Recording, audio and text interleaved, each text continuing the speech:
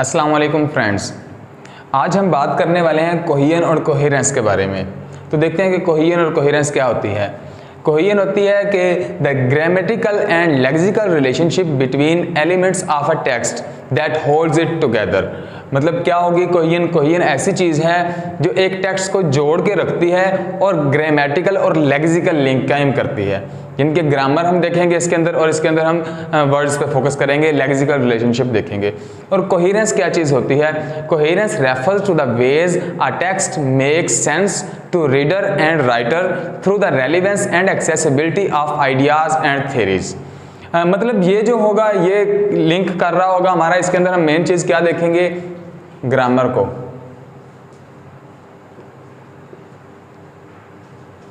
Grammar को, और हमारा फोकस होगा किस चीज़ पे? वर्ड्स पे। ग्रामर को देखेंगे और वर्ड्स पे हमारा फोकस होगा। और इसके अंदर कोहेरेंस के अंदर क्या चीज़ होगी? कोहेरेंस के अंदर हम देखेंगे सेंस को, कि जो चीज़ है, जो हमारे पास सेंटेंस मौजूद है, उसकी सेंस बन रही है या नहीं बन रही। अब कोहेरेंस जो है ये बड़ी चीज़ है। मतलब सेंटेंस को देखेंगे या बियॉन्ड द सेंटेंस लेवल पे हम देखते हैं। और कोहेजन जो है ये एक सेंटेंस के अंदर हो सकती है, उसके अंदर हम ग्रामर देख लेंगे कैसी है, उसके हम वर्ड्स का रिलेशन देखेंगे। मतलब ये छोटे लेवल पे, और जो कोहेरेंस है ये बड़े लेवल पे देखी जाएगी। अब मैं नोम चॉम्स्की का एक सेंटेंस लिखता हूँ, उससे आई होप के दोनों चीज़ें क्लियर हो जाएंगी कि कोहेजन क्या है और कोहेरेंस क्या है। वो सेंटेंस है colourless green ideas sleep furiously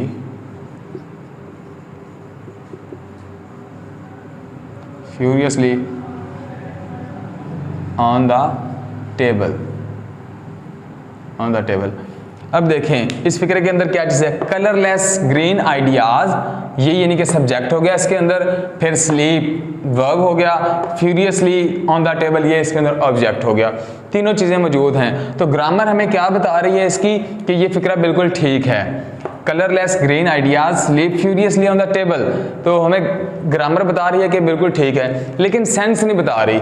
coherence का इसके अंदर प्रॉब्लम है। क्यों? क्योंकि कलरलेस उन्होंने बोल दिया बेरंग ग्रीन। अब कलरलेस और ग्रीन इन दोनों के दरमियान कंट्रास्ट आ गया। ऐसा नहीं हो सकता, या वो कलरलेस होगा या वो ग्रीन होगा। फिर आगे आइडियाज, आइडियाज का तो कोई कलर होता ही नहीं है। फिर आइडियाज होते भी हैं, स्लीप नहीं, ऐसा नहीं हो सकता। फ्यूरियसली ऑन द टेबल, मतलब ये जो सेंटेंस हमारे पास लिखा हुआ है, इस सेंटेंस के अंदर क्या है कि कोहेजन तो है, मतलब ग्रामेटिकली तो ये ठीक हैं, वर्ड्स हैं, लेकिन उनका कोई आपस में कनेक्शन नहीं बन रहा, इसके अंदर सेंस नहीं है। तो इसको हम क्या है, इसको हम एक सही सेंटेंस नहीं कह सकते। तो आए हम कुछ मज़ीद एग्जांपल्स देखते हैं कोहेजन एंड कोहेरेंस की। अच्छा, इसके हम एग्जांपल्स के अंदर देखते हैं। 3 सेंटेंस मैंने यहाँ पे लिखे हुए हैं। पहला सेंटेंस में हम देखते हैं कि मम्मी बीट जॉन, यानी कि माँ ने जॉन को मारा। ही वॉज लेट, वो देर से आया था, वो लेट था, वो देर से आया था। ठीक हो गया। मम्मी बीट जॉन, माँ ने जॉन को मारा। ही वॉज लेट, वो देर से आया था। दूसरा फिक्रा हमारे पास है मम्मी बीट जॉन दे ईट एप्पल, माँ ने जॉन को मारा, उन्होंने सेब खाया। और तीसरा फिक्रा हमारे पास लिखा हुआ है कि mummy beat John because he was late, कि माँ ने जॉन को मारा क्योंकि वो देर से आया था, क्योंकि वो लेट था।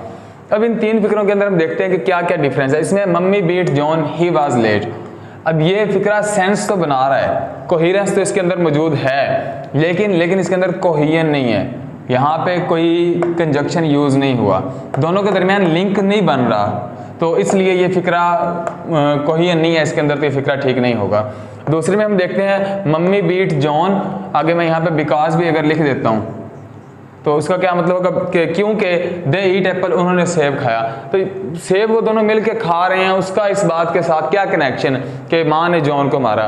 तो यहाँ पे क्या है कि कोहेजन तो होगी, लेकिन कोहेरेंस इसके अंदर नहीं होगी, कोई सेंस नहीं बन रही। अब हम तीसरा फिक्रा देखते हैं कि mummy beat John because he was late, माँ ने जॉन को मारा क्यों? क्योंकि वो देर से आया था। माँ ने जॉन को मारा क्योंकि वो देर से आया था। तो इसके अंदर सेंस भी बन गई हमारे पास और कोहेजन भी होगी। इसके अंदर हम हमारी जो ग्रामर है वो बिल्कुल ठीक है, कंजक्शन इसके अंदर इस्तेमाल हुआ है। तो अब हम बात करते हैं कोहेसिव डिवाइसेस के बारे में कि कोहेसिव डिवाइसेस कौन कौन सी हैं जो इंग्लिश के अंदर यूज़ होती हैं। तो माइकल हैलिडे और हसन ने ये 5 जो लिखी हुई हैं ये कोहेसिव डिवाइसेस दी हैं, जिनके अंदर सबसे पहले है रेफरेंस, यानी कि रेफरेंस किस तरह कोहेसिव डिवाइस के तौर पे यूज़ होगा, फिर सब्स्टिट्यूशन है, उसके बाद एलिप्सिस है, कंजक्शन है और लेक्सिकल कोहेजन है। तो सबसे पहले बात कर लेते हैं हम रेफरेंस के बारे में कि रेफरेंस क्या होता है। रेफरेंस भी एक कोहेसिव डिवाइस है। तो रेफरेंस क्या होता है? Reference means indicating pointing something in the text by a linguistic element, यानी कि आपने कोई भी एक लिंग्विस्टिक एलिमेंट लेना है, उसके ज़रिए आपने किसी चीज़ की तरफ इंडिकेट करना है या पॉइंट करना है आपने। तो बेसिकली इसकी 3 टाइप्स होती हैं रेफरेंस की। पर्सनल रेफरेंस हो सकता है, डिमॉन्स्ट्रेटिव रेफरेंस हो सकता है या कंपैरेटिव रेफरेंस हो सकता है। पर्सनल रेफरेंस क्या होगा? पर्सनल रेफरेंस के अंदर वो जो हमारी पर्सनल प्रोनाउन में आ जाते हैं, ही, शी, इट, आई, वो, दे, यू, ये 7 हमारे पास पर्सनल प्रोनाउन होते हैं आम तौर पे। तो यही अगर इस्तेमाल हो जाएंगे रेफरेंस के तौर पे तो उसको बोलते हैं पर्सनल रेफरेंस। मिसाल के तौर पे मैं क्या देता हूँ कि English is an international language, it is spoken in almost all the continents. English एक मुश्किल ज़ुबान है जो तकरीबन हर बरे आज़म में बोली जाती है। तो मैंने कहा English is an international language, English एक मतलब बैनुल-अक़वामी ज़ुबान है, तो ये हर जगह बोली जाती है। मैंने अगले दूसरे फिक्रे में क्या बोला है कि इट इज़ स्पोकन, तो मैंने पहले में कहा है इंग्लिश, बाद में बोला है इट। तो इट का क्या मतलब है? ये रेफरेंस दिया जा रहा है पीछे वाले के साथ, तो इट कौन सा होगा? पर्सनल रेफरेंस होगा। फिर हम बात करते हैं डिमॉन्स्ट्रेटिव रेफरेंस के बारे में। डिमॉन्स्ट्रेटिव रेफरेंस कौन सा होगा?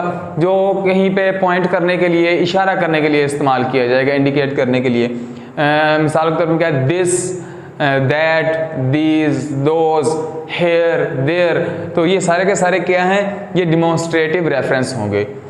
तीसरा है कंपैरेटिव रेफरेंस। कंपैरेटिव रेफरेंस कौन सा होगा? जो मुवाजना करने के लिए इस्तेमाल होगा, कंपेयर करने के लिए इस्तेमाल होगा। मिसाल के तौर पे मैं कह लेता हूँ, एक लफ्ज़ लिखता हूँ यहाँ पे, सिमिलरली। तो ये एक सिमिलरली जो है ये है क्या है? कंपैरेटिव रेफरेंस है। मिसाल देता हूँ मैं एक कि he asked me 3 similarly difficult questions, कि उसने मुझसे 3 बिल्कुल एक जैसे मुश्किल सवाल पूछे। तो सिमिलरली तीनों सवालों के दरमियान मवाजना करने के लिए कि तीनों के 3 एक जैसे थे, मुश्किल थे। तो ये था हमारा कंपैरेटिव रेफरेंस। तो अब बात कर लेते हैं हम मैनर्स ऑफ रेफरेंसिंग के बारे में कि रेफरेंस करने के मैनर्स क्या क्या हो सकते हैं। उसके अंदर बेसिकली 2 चीज़ें हैं, एक्सोफोरिक रेफरेंस हो सकता है या एंडोफोरिक हो सकता है। एक्सोफोरिक रेफरेंस का क्या मतलब है कि कोहेसिव टाइज होंगी, कोहेजन तो होगी यकीनन, कोहेसिव टाइज होंगी, लेकिन वो आउट ऑफ द टेक्स्ट होंगी, टेक्स्ट के बाहर से होंगी। मिसाल के तौर पे मिसाल है कि did the gardener water those plants, did the gardener water those plants, क्या माली ने उन पौधों को पानी दिया। अब हमें पता ही नहीं कि किन पौधों की बात हो रही है, वो तो पहले से चल रहा है कि दोज प्लांट्स। अब वो जो दोज है वो क्या होगा? एक्सोफोरिक होगा, कि आउटसाइड ऑफ द टेक्स्ट से बात हो रही है, हमें नहीं पता क्या बात है क्या नहीं, टेक्स्ट के अंदर वो चीज़ मौजूद नहीं है। दोज प्लांट्स, किन प्लांट्स की बात हो रही है हमें नहीं पता। अब जो एंडोफोरिक है, एंडोफोरिक का क्या मतलब होगा कि cohesive ties with in the text, अगर टेक्स्ट के अंदर होगा। मिसाल के तौर पे मैं क्या देता हूँ कि आई सा अली यस्टरडे, आई सा Ali yesterday, he was playing in the class. तो मैंने कहा आई सा अली यस्टरडे, अब उसकी जगह पे मैंने दूसरी दफ़ा बोला है ही। अब मुझे पता चला ही कौन है, क्यों? क्योंकि अली की बात हो चुकी है पहले।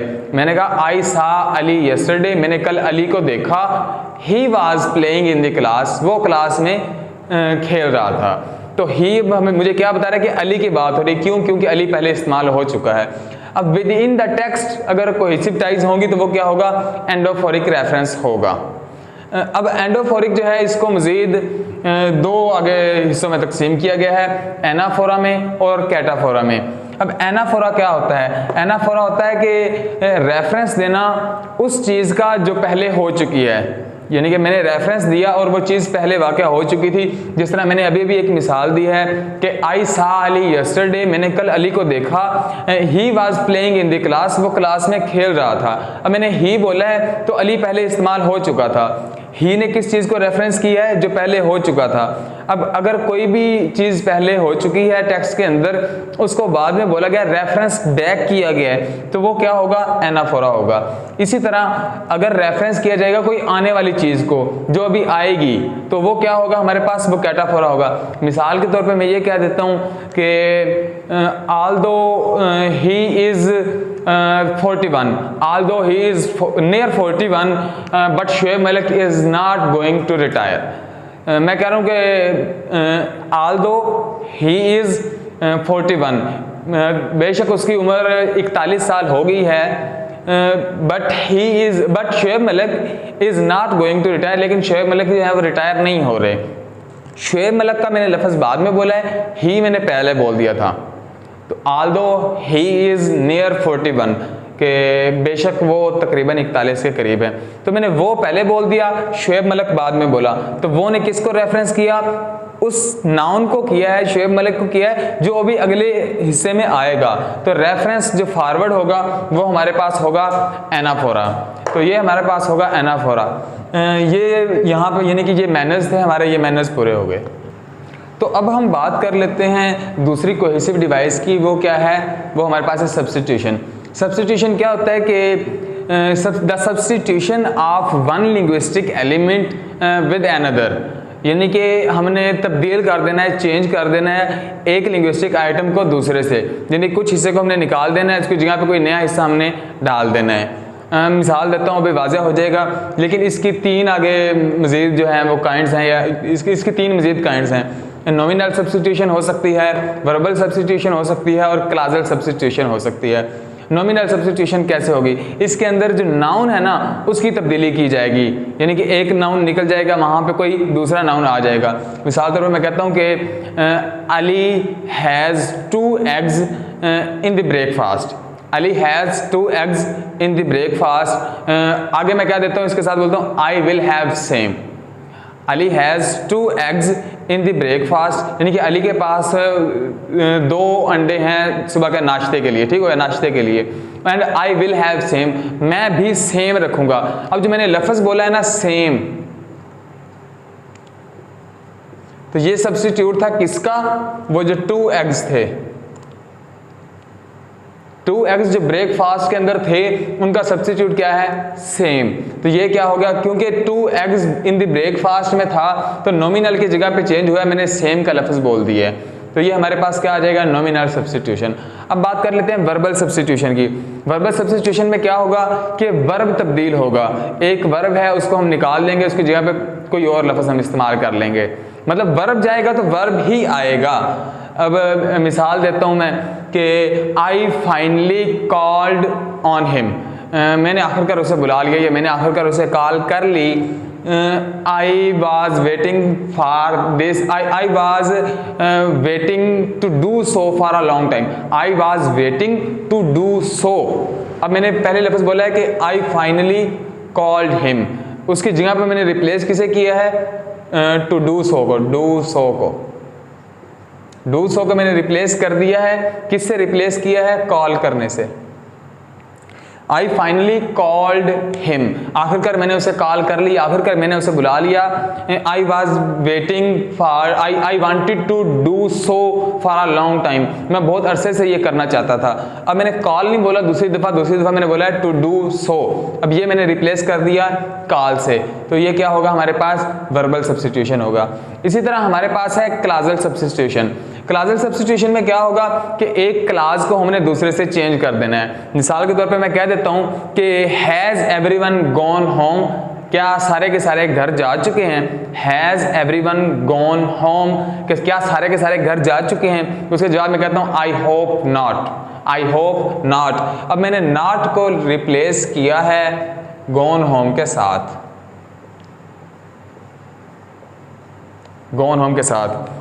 पहले में हमने क्या पूछा था कि हैज़ एवरीवन गॉन होम, क्या सारे के सारे घर जा चुके हैं? दूसरे में कहता हूँ आई होप नॉट। अब नॉट को, नॉट गॉन होम, यानी कि गॉन होम को हमने निकाल दिया, वहाँ पे हमने लगा दिया नॉट, तो इसको हम बोलते हैं क्लाजल सब्स्टिट्यूशन। आई होप कि तीनों चीज़ें क्लियर हो गई होंगी। तो अब हम बात कर लेते हैं तीसरी कोहेसिव डिवाइस के बारे में, जो है हमारे पास एलिप्सिस। एलिप्सिस बेसिकली क्या होती है? एलिप्सिस होती है डिलीशन। एलिप्सिस डिलीशन होती है, हम इसको ओमिशन बोल देते हैं, ओमिशन बोल देते हैं। यानी कि ये क्या होगा कि एक लफ्ज़ को, एक लिंग्विस्टिक आइटम को हमने डिलीट कर देना है, कट ऑफ कर देना है, उसको हमने वहाँ से निकाल देना है। सब्स्टिट्यूशन में भी हम निकालते थे, लेकिन उसकी जगह पे नया लफ्ज़ लेके आते थे। इसकी जगह पे हमने कोई लफ्ज़ नहीं लेके आना, उसको बस निकाल देना है। इसकी भी आगे 3 टाइप्स होती हैं, नॉमिनल होता है, वर्बल होता है, क्लाजल होता है। नॉमिनल में क्या होगा कि कोई नाउन होगा, उसको हम डिलीट कर देंगे उसमें से। मिसाल के तौर पे मैं कहता हूँ कि do you have some more chocolates, do you have some more chocolates, तो आगे से आंसर आता है no it was my last, no it was my last. अब लास्ट के बाद चॉकलेट नहीं बोला, हालांकि होना ये चाहिए था कि no it was my last chocolate, लेकिन चॉकलेट बोलने की ज़रूरत नहीं पड़ी। क्या सवाल क्या था कि do you have some more chocolates, answer में क्या है no it was my last. अब लास्ट के बाद चॉकलेट नहीं बोला, तो ये क्या होगा? नॉमिनल एलिप्सिस होगा। फिर इसके बाद हम देख लेते हैं वर्बल की, कि वर्बल एलिप्सिस क्या होते हैं। वर्बल एलिप्सिस में हम कहेंगे कि एक वर्ब है, उसको डिलीट कर दिया जाएगा, उसको निकाल दिया जाएगा। मिसाल में आपको बताता हूँ कैसे, कि हैव यू बीन स्विमिंग, क्या तुम तैरते रहे हो? हैव यू बीन स्विमिंग, आगे आंसर में निकलता है yes I have. Have you been swimming, क्या आप तैर रहे थे? Have you been swimming, yes I have. आगे ऐसा नहीं बोला कि yes I have been swimming, have been swimming को हमने कट कर दिया, तो हमने क्या बोला? Have you been swimming, yes I have. तो ये हमारे पास क्या होगा? वर्बल एलिप्सिस होगा। अब हम देख लेते हैं क्लाजल एलिप्सिस को। इसके अंदर क्या है कि पूरी की पूरी क्लास जो है उसको हमने डिलीट कर देना है। मिसाल देता हूँ, मिसाल के अंदर कहता हूँ कि if you would stay, if you would stay like I suggested, if you would stay like I suggested, they will also, बस they will also पे आके मैं रुक गया हूँ। they will also पे मैंने आगे बात पूरी की, they will also stay मैंने ये नहीं कहा, मैंने सिर्फ क्या कहा है कि if you stay like I suggested, they will also। अब also पे आके रुक गया हूँ, अगली बात मैंने डिलीट कर दिया है, तो ये हमारे पास क्या होगा? क्लॉजल एलिप्सिस होगा। अब हम बात करते हैं अगली कोहेसिव डिवाइस के बारे में, जो है हमारे पास कंजक्शन। कंजक्शन क्या होता है? कंजक्शन एक ऐसा लफ्ज़ होता है जो 2 वर्ड्स को, 2 फ्रेजेस को, 2 सेंटेंसेस को, 2 थाट्स को, 2 आइडियाज़ को आपस में जोड़ता है। यानी कि ये एक कनेक्टर होता है, ये मुख्तलिफ़ चीज़ों को आपस में जोड़ता है। तो ये है कंजक्शन हमारे पास। कंजक्शन की बेसिकली 2 बड़ी टाइप्स हैं, कोऑर्डिनेट कंजक्शंस और सबऑर्डिनेट कंजक्शंस। कोऑर्डिनेट कंजक्शंस क्या होते हैं कि ये 2 चीज़ों को आपस में डिवाइड कर देते हैं, ये कनेक्ट करते हैं, 2 चीज़ों को आपस में कनेक्ट करते हैं जो इक्वली इंपॉर्टेंट होती हैं। 2 चीज़ों को आपस में कनेक्ट करते हैं जो इक्वली इंपॉर्टेंट होती हैं। मैं मिसाल देता हूँ, एक मिसाल के तौर पर मैं कह देता हूँ कि I like to eat apple because it is sweet and delicious, because it is sweet and delicious. तो स्वीट और डिलीशियस के दरमियान एक बैलेंस है, दोनों इक्वली इंपॉर्टेंट हैं। ठीक हो गया ना? तो दोनों के दरमियान बराबरी है, इसलिए मैंने क्या बोल दिया? कोऑर्डिनेट कंजक्शंस मैंने बोल दिया। इसके अंदर और भी लफ्ज़ आ जाते हैं मुख्तलिफ़ किस्म के। इसके अंदर आइदर और आ जाता है, नाइदर नॉर आ जाता है, येट आ जाता है, सो आ जाता है, बट आ जाता है। ये सारे कोऑर्डिनेट कंजक्शंस के अंदर आते हैं। जो दूसरी चीज़ है हमारे पास वो है सबऑर्डिनेट कंजक्शंस। सबऑर्डिनेट कंजक्शंस कैसे होते हैं कि जो कनेक्टर तो होते हैं, कनेक्ट तो करते हैं क्लासेस को, लेकिन क्लासेस को कैसे कनेक्ट करते हैं? ऐसी क्लासेस को कनेक्ट करते हैं जो इक्वली इंपॉर्टेंट नहीं होती, जो बराबर नहीं होती बिल्कुल। पहले जो थी कोऑर्डिनेट, उसके अंदर क्लासेस, उन क्लासेस को कनेक्ट किया गया था जो बिल्कुल बराबर थी, इक्वली इंपॉर्टेंट थी। इसके अंदर इक्वली इंपॉर्टेंट नहीं है, कोई एक डिपेंडेंट इंडिपेंडेंट हो सकती है, मुख्तलिफ़ किस्म की हो सकती हैं, यानी कि एक जैसी नहीं होंगी। मिसाल के तौर पे मैं क्या देता हूँ कि though he seemed to be tired, though he seemed to be tired he did not refuse to go out. तो दो मैंने शुरू में लगा दिया, अब ये दरमियान में नहीं आ रहा कि वो थका हुआ महसूस हो रहा था लेकिन उसने बाहर जाने से इनकार नहीं किया, फिर भी बाहर चला गया। तो ये इसके अंदर आ गया, जहाँ पे जो 2 हमारी क्लासेस हैं उनको क्या है कि वो दोनों एक जैसी नहीं हैं, दोनों वो मुख्तलिफ हैं। इसके अंदर भी मतलब मुख्तलिफ लफ्ज़ हैं जो इस्तेमाल हो सकते हैं। इसके अंदर आल दो हो सकता है, एक्सेप्ट हो सकता है, दो हो सकता है, वाइल हो सकता है, यूज़, ये मुख्तलिफ लफ्ज़ हैं जो इसमें इस्तेमाल हो सकते हैं। अब हम बात कर लेते हैं 4 इसकी मज़ीद काइंड्स हैं, जिसमें है एडिटिव कंजक्शंस हो सकते हैं, एडवर्सेटिव कंजक्शंस हो सकते हैं, काजल कंजक्शंस हो सकते हैं और टेम्पोरल कंजक्शंस हो सकते हैं। सबसे पहले हम देखते हैं कि एडिटिव कंजक्शंस कौन से होते हैं। एडिटिव कंजक्शंस ऐसे होते हैं जो मीनिंग्स में इजाफे के लिए इस्तेमाल होंगे, यानी कि एडिशन के लिए इस्तेमाल होंगे। मिसाल के तौर पर मैं क्या लेता हूँ कि Ali was tired and at this time he is sleeping. तो मैंने कहा अली वाज टायर्ड या अली इज़ टायर्ड, अली यानी कि सोया हुआ है, एंड ही इज़ स्लीपिंग। अब मैंने एंड लगाया उसके बारे में मज़ीद इन्फॉर्मेशन देने के लिए, तो ये हमारे पास क्या होगा, एडिटिव कंजक्शन होगा। आगे हमारे पास एडवर्सेटिव कंजक्शन। एडवर्सेटिव कंजक्शन के अंदर क्या होगा, कंट्रास्ट पाया जाएगा, दो कंट्रास्टिव चीज़ों को आपस में जोड़ा जाएगा।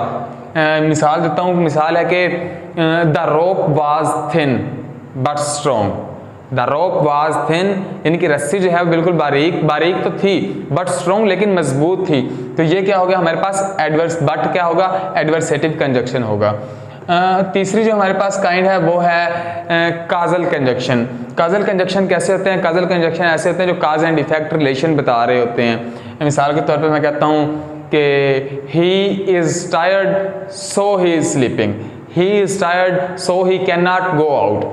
अब वो थका हुआ है इसलिए बाहर नहीं जा सकता, दोनों चीज़ों के दरमियान एक रिलेशन है, कोई वजह मौजूद है।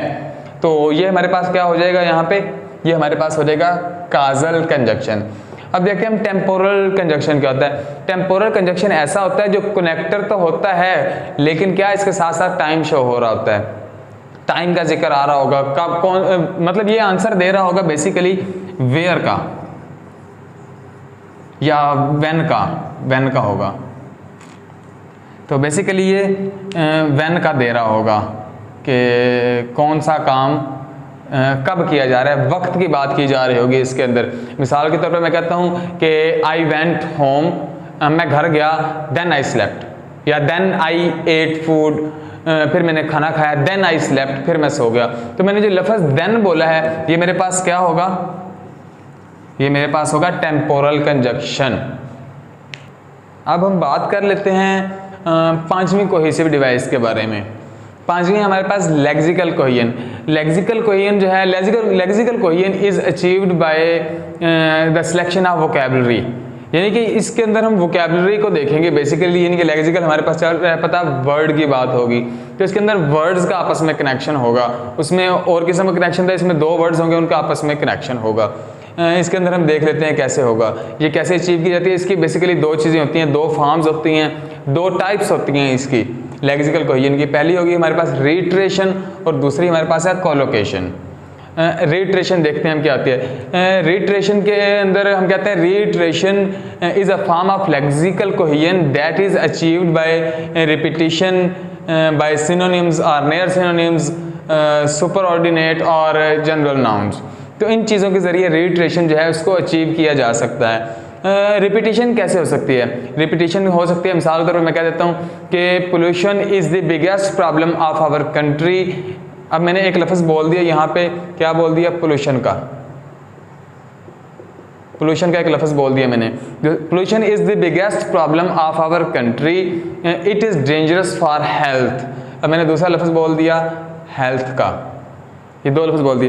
Pollution is the biggest problem of our country, it is dangerous for health, it has been seen in last few years that so many people have been influenced by health problems। अब मैंने health का लफ्ज़ फिर दोबारा से बोला है, फिर इसके बाद मैं कह देता हूँ कि atmosphere pollution is also a big problem, फिर पोल्यूशन का लफ्ज़ लेके आ गया हूँ। इसके बाद मैं फिर कह सकता हूँ हेल्थ का, यानी कि कोई भी लफ्ज़ जो बार बार यूज़ हो रहे होंगे, जिसमें मैंने पोल्यूशन और हेल्थ को यूज़ किया है तो ये रिपीटेशन होगी, ठीक होगा, यानी कि एक ही लफ्ज़ बार बार यूज़ किया जा रहा होगा, ये रिपीटेशन के अंदर आता है। फिर सिनोनिम या नियर सिनोनिम की हम बात कर लेते हैं। मिसाल के तौर पर मैं कह देता हूँ कि the boy was climbing up tree, यानी कि बच्चा दरख्त के ऊपर चढ़ रहा था, the boy was climbing up tree.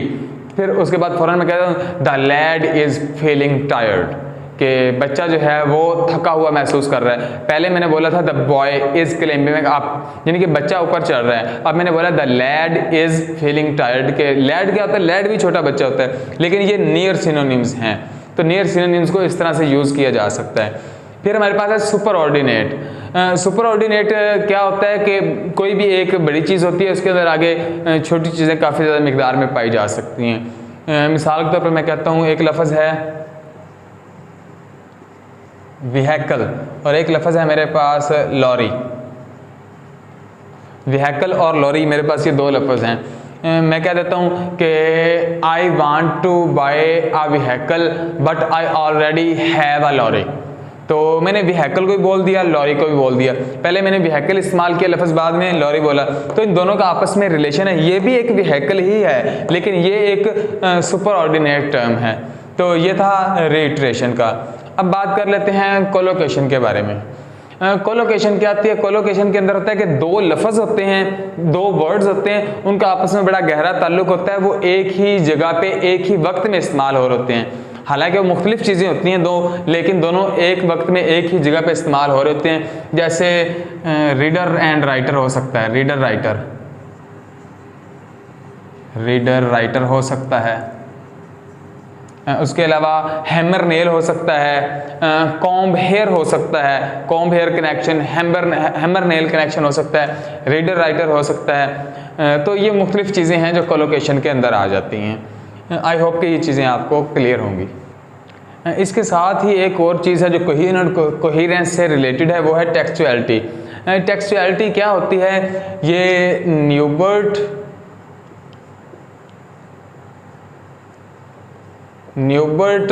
और जी.एम. श्रीव, न्यूबर्ट और जी.एम. श्रीव ने ये डेफिनेशन दी थी कि the complex set of features that text have to be considered text, यानी कि टेक्स्ट के अंदर कुछ ऐसे फीचर्स हैं जो उसके अंदर मौजूद होने चाहिए। अगर वो फीचर्स होंगे तो उसको टेक्स्ट बोला जाएगा। कुछ ऐसे फीचर्स जो टेक्स्ट के अंदर होने चाहिए, अगर वो होंगे तो ही उसे टेक्स्ट बोला जाएगा। तो ये क्या होती है? ये होती है टेक्सचुअलिटी। आई होप कि आपको सारे का सारा लेक्चर समझ में आ गया होगा। और ये कोहेरेंट एंड कोहेरेंस से रिलेटेड ईच एंड एवरीथिंग इसके अंदर बताई गई है। मज़ीद वीडियोज़ के लिए हमारे चैनल को लाइक, शेयर और सब्सक्राइब करना मत भूलिए। अल्लाह हाफिज़।